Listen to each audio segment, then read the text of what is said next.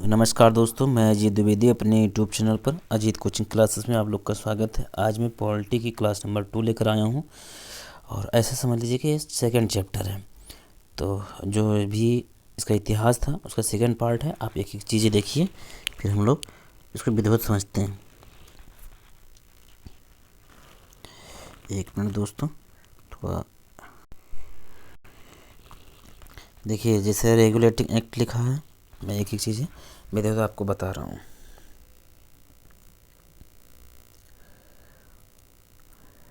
बंगाल का governor general, जब regulating act आया तो बंगाल का गवर्नर जनरल हो गया।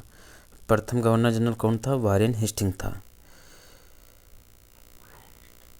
फिर 4 सदस्यीय कार्यकारिणी समय परिषद बनाया गया। 1774 में कलकत्ता सुप्रीम कोर्ट की स्थापना हुई। और ये जो पॉइंट है ये आपके पेपर में पूछे जाते हैं, कई बार पूछे गए हैं। कंपनी पर संसदीय नियंत्रण स्थापित हुई। और ये 1773 जो सुप्रीम कोर्ट की स्थापना है, ये पेपर में कई बार पूछा गया है। फिर इसके बाद में आता है पिट्स इंडिया एक्ट्स जो 1784 है। इसके इम्पॉर्टेंट फैक्ट्स कौन कौन से हैं? तो कंपनी के राजनीतिक व व्यवहारिक कार्य अलग अलग हो गए। बोर्ड ऑफ कंट्रोल की स्थापना की गई। तीसरे नंबर पर है ब्रिटिश सरकार का प्रत्यक्ष नियंत्रण हो गया। द्वैध नियंत्रण प्रणाली इसी के टाइम में आया था। फिर आप देखते हैं चार्टर एक्ट जो है 1813। तो चार्टर एक्ट जो है वो व्यापारिक एकाधिकार समाप्त हो गया। चार्टर एक्ट जब आया था तो इसके जो मुख्य पॉइंट थे वो यही थे, व्यापारिक एकाधिकार समाप्त हो गए। इसमें जो चाय और चीनी को छोड़ करके, ये पॉइंट इंपॉर्टेंट है। और सबसे ज़्यादा इंपॉर्टेंट है, शिक्षा हेतु 1 लाख रुपये वार्षिक दिया जाने लगा। चार्टर एक्ट जब 1813 आया। फिर मिशनरियों को अनुमति मिल गई, ये पॉइंट इंपॉर्टेंट था। फिर चार्टर एक्ट जब 1833 आया तो देखो क्या हुआ, भारत का गवर्नर जनरल पद जो है ये ऐड हुआ। प्रथम लॉर्ड विलियम बेंटिक थे भारत के गवर्नर जनरल। फिर कंपनी का व्यापार समाप्त हो गया। विधि सदस्य कौन थे? मैकाले थे। दास प्रथा समाप्ति चार्टर एक्ट में आया था 1833 में। फिर चार्टर एक्ट जब 1853 में होता है तब देखो क्या क्या होता है, उसके मुख्य पॉइंट क्या थे? विधायी कार्यपालिका पृथक्करण। फिर खुली प्रतियोगिता में आईसीएस भर्ती होने लगी। केंद्रीय विधान परिषद का विस्तार किया गया।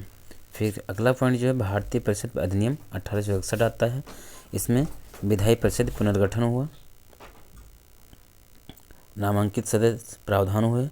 फिर इसके बाद में हम अगला पॉइंट देखते हैं, भारतीय परिषद अधिनियम 1892। तो भारतीय परिषद अधिनियम 1892 में क्या क्या था? बजट पर चर्चा का अधिकार हुआ।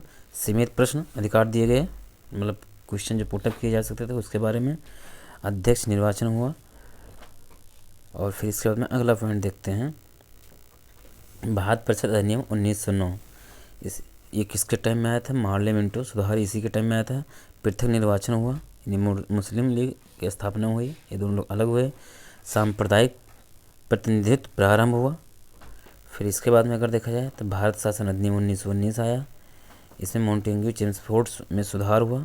प्रांतों में द्वैध शासन, केंद्र में द्विसदनीय विधानमंडल, महिलाओं को सीमित अधिकार दिया गया। मताधिकार मतलब लोक सेवा आयोग का प्रावधान हुआ। और ये क्वेश्चन जो पूछा गया द्विसदनीय प्रणाली, ये पेपर में पूछे गए हैं तो आप इसको नोट डाउन कर सकते हो। भारत शासन अधिनियम 1935, इसको कर देखा जाए तो सर्वाधिक विस्तृत अधिनियम यही था, भारत शासन अधिनियम 1935। फिर संघीय ढांचा प्रस्ताव में आया। फिर संघ प्रांत और समवर्ती सूची हुआ। संघीय स्वायत्तता, संघीय न्यायालय 1937 और आरबीआई की स्थापना, ये भारत शासन अधिनियम 1935 में ही हुआ था।